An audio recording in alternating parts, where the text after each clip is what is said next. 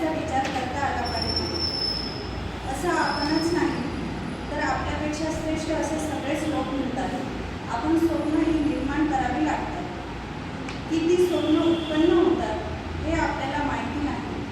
स्वप्नाविषयी लोक काय काय बोलतात. कुणी तर स्वप्न भलतेच तुच्छ लेखतात. भलतीच स्वप्न पाहू नका. माझं तर म्हणणं असं आहे, ज्याला स्वप्न बघता येत नाही तो माणूसच नाही.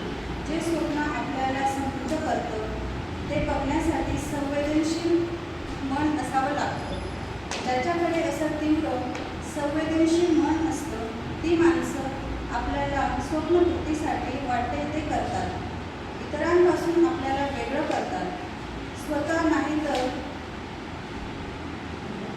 स्वतः काहीतरी आदर्श बनवून ते वावरतात, नाहीतर इतरांना आदर्श बनवतात. पण अशी संवेदनशील